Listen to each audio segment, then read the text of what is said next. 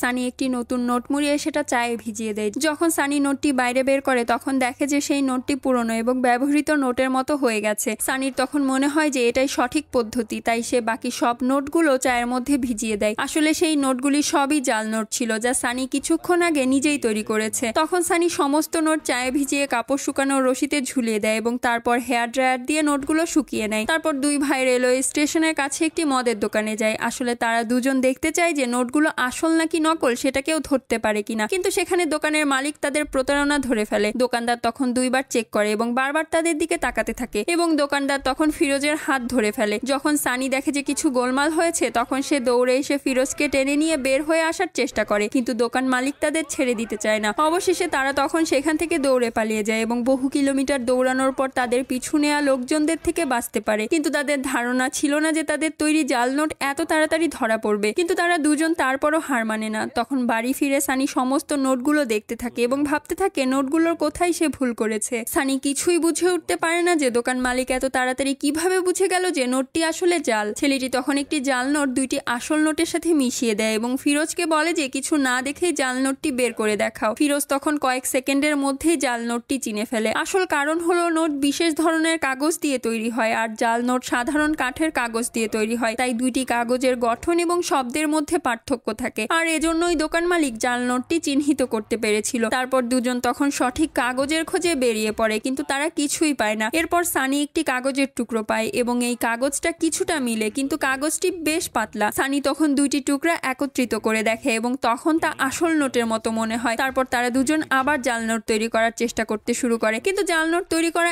এতটা সহজ না, কারণ প্রতিটি প্যাটার্ন হাতে তৈরি করতে হয়। আসলে নোটে অনেক সূক্ষ্ম ডিজাইন থাকে যা সাধারণত মাইক্রো পেইন্টিং ব্যবহার করে তৈরি করা হয়। সানির পেইন্টিং এর প্রতি অনেকটা আগ্রহ থাকে। সানি তখন এক সপ্তাহ ধরে কঠোর পরিশ্রম করে ব্যাংক নোটের দুই পাশের ডিজাইন তৈরি করতে পারে। তারপর আসল নোটের আকার অনুযায়ী সেটির ওপর পেইন্ট করা হয় এবং কেমিক্যাল স্তর লাগিয়ে ওভেনে গরম করা হয়। তখন টেমপ্লেট প্রস্তুত হয়ে যায়। তারপর তারা ছোট মূল্যমানের নোটের সিকিউরিটি স্টেপ বের করে সেটি নতুন নোটে লাগিয়ে দেয়, কিন্তু একটি সমস্যা দেখা দেয়। যখন নোটটিকে বিভিন্ন অ্যাঙ্গেল থেকে দেখা হয় তখন নোটের রং পরিবর্তিত হয়। এটি সমাধান করার জন্য সানি তখন ধাতুযুক্ত তরল মিশিয়ে পরীক্ষণ শুরু করে এবং এবার ফলাফল ভালো আসে। তারপর তারা দুজন জাল নোটগুলোকে চায়ের মধ্যে ভিজিয়ে পুরনো লুক দেয় এবং হেয়ার ড্রায়ার দিয়ে শুকিয়ে ফেলে যাতে এটি আসল নোটের মতো সোজা এবং টাটকা দেখায়। তারপর তারা আবার বাজারে গিয়ে দুপুরের সময় পরীক্ষা করে যে এখন এই নোটটা চলতে পারে কিনা। সানি তখন ফিরোজের হাত ধরে একটি জাল নোট দোকানদারকে দেয় এবং এক বোতল বিয়ার চায়। তখন সানির হৃৎপিণ্ড দ্রুত ধকধক করতে থাকে, কিন্তু দোকানদার সেটাকে আসল নোট মনে করে বিয়ারটি সানিকে দিয়ে দেয়। এর মানে এই যে সানি এবং তার ভাই জাল নোট তৈরি করতে শিখে গেছে। পরের ভিডিওটি দেখার জন্য প্লিজ সাবস্ক্রাইব।